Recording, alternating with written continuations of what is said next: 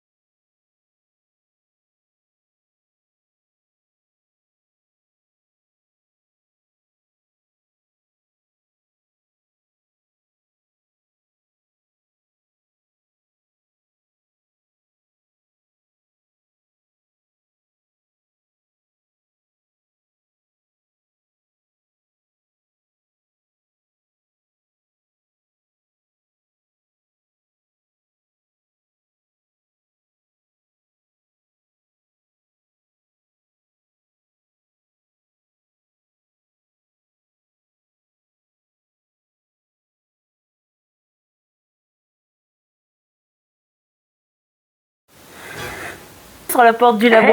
Non. Il y sera on collectionne les images Panini ou les capsules de bière, mais en attendant, il n'y a pas ton nom sur la porte du labo parce que tu le partages avec d'autres. Aujourd'hui, on parle de la coactivité. Alors, le principe même du laboratoire et de la science, c'est de partager. On partage les locaux, on partage les connaissances, on partage les équipements, qu'on appelle surtout les équipements critiques, ceux qui valent très cher, dont ceux qui vous protègent le mieux. Du coup, la coactivité, ça veut dire qu'on va mettre en place une organisation qui permet de travailler ensemble. Ça commence par prévenir les autres de ce qu'on fait ou juste exprimer ses besoins. Tous les besoins sont légitimes.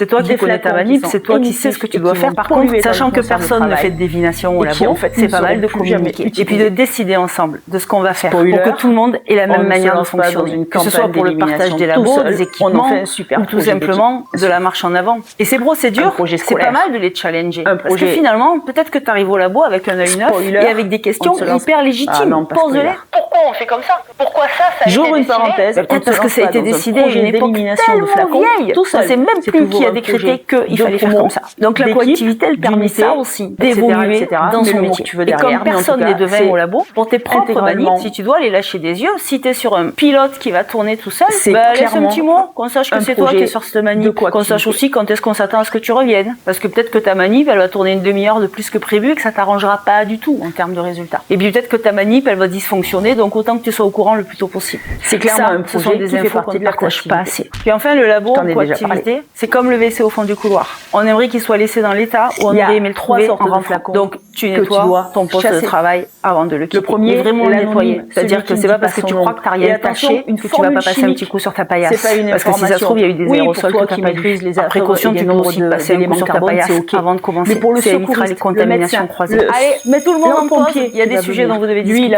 Tu peux aussi poser tes questions dans les commentaires. Je me ferai un plaisir d'y répondre. Cet été, intelligemment, tu vas bronzer. Tu te dépêches de mettre l'étiquette à jour.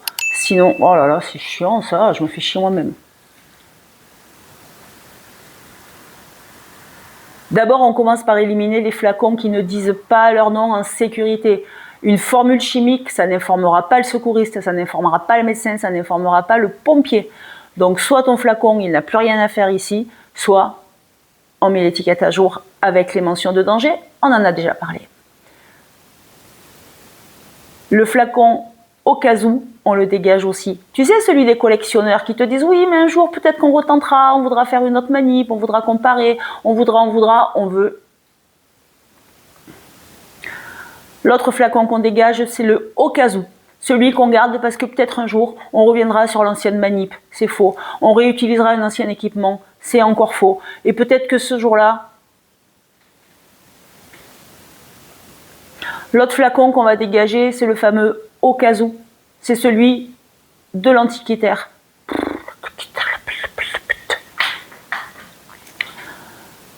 Autre flacon qu'on dégage, c'est ce... Un, deux.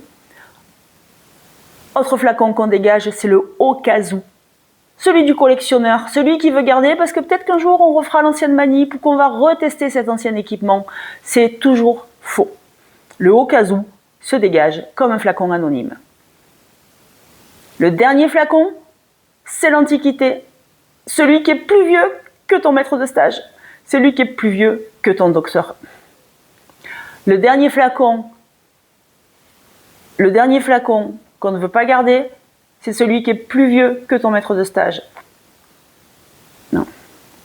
Le dernier flacon qu'on ne veut pas garder, c'est l'antiquité. Pop. Le dernier flacon qu'on ne veut pas garder, c'est l'antiquité. Celui qui a l'âge de ton encadrant de thèse ou de ton maître de stage. Alors celui-là, on le dégage. Le flacon, pas le maître de stage. Quoique, bon, ça je te laisse juger.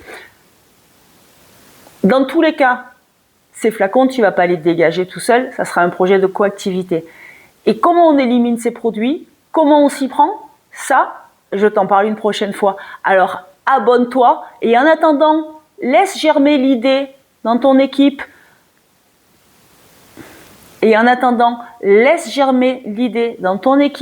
Qu'il serait temps que vous respiriez un air un peu moins pollué. Allez, dis-moi en commentaire les noms des produits, je parle des collections et des antiquités, qui méritent d'être jetés dans ton labo. Allez, Allez, dis-moi en commentaire le nom des produits. Allez, allez, dis-moi en commentaire, voire avec une photo, le nom des produits qui n'ont plus rien à foutre dans... Pardon. Allez, dis-moi en commentaire, peut-être avec une photo, le nom des produits qui n'ont plus rien à faire dans ton labo. Et abonne-toi pour savoir comment on doit s'y prendre. Et abonne-toi pour savoir comment on doit s'y prendre pour les éliminer, ces flacons. Et oui. Mon Dieu, on dirait la vieille prof. Et abonne-toi pour ne pas louper la vidéo où je t'expliquerai comment les éliminer, ces flacons. À bientôt! Hey!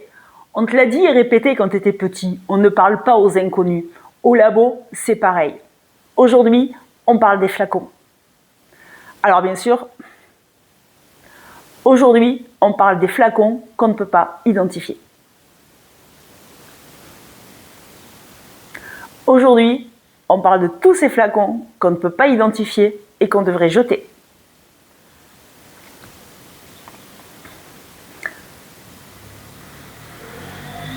Une moto, ça faisait longtemps, c'est la journée, je ne sais pas ce qu'ils ont aujourd'hui.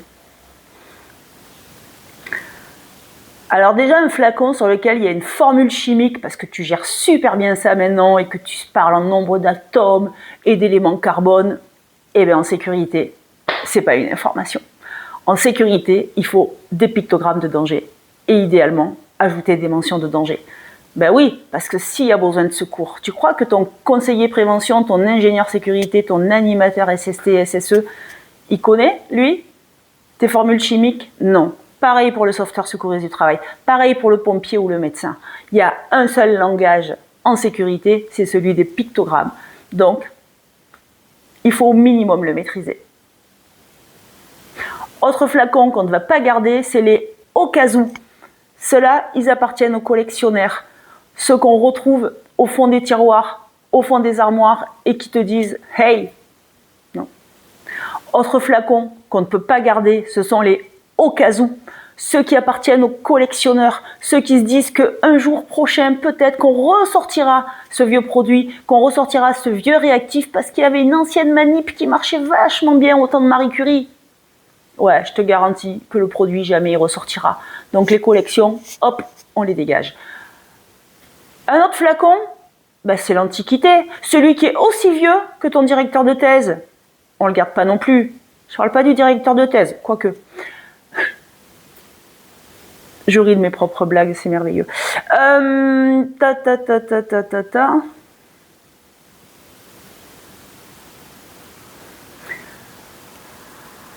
Retiens qu'un flacon qui n'a pas de nom, un flacon qui n'a pas d'infos à jour, est un flacon encore plus dangereux en cas d'accident. Déjà,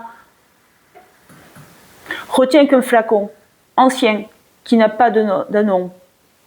Alors retiens qu'un flacon qui est anonyme, qui relève de la collection ou de l'Antiquité, n'a rien à faire dans un laboratoire. Déjà, fort probable, ça ne va pas réussir à ta manip.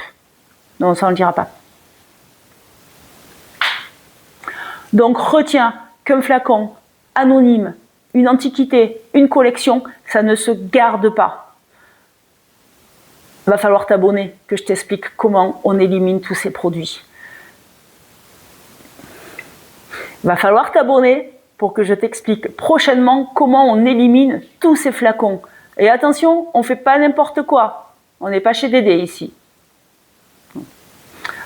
Abonne-toi, parce que très bientôt, je t'explique comment éliminer tous ces flacons pour que tu arrêtes de respirer ces produits-là. Alors attention, je dis tu, traduit par vous.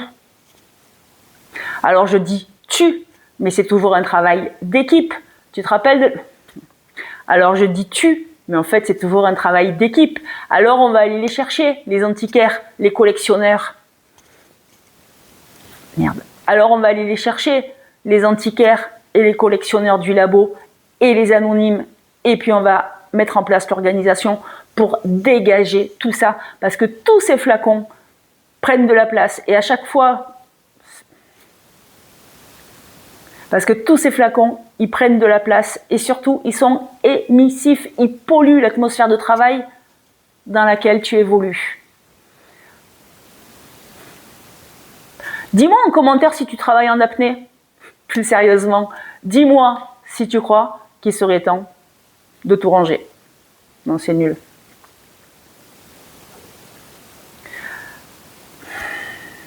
On va la refaire. Deuxième version.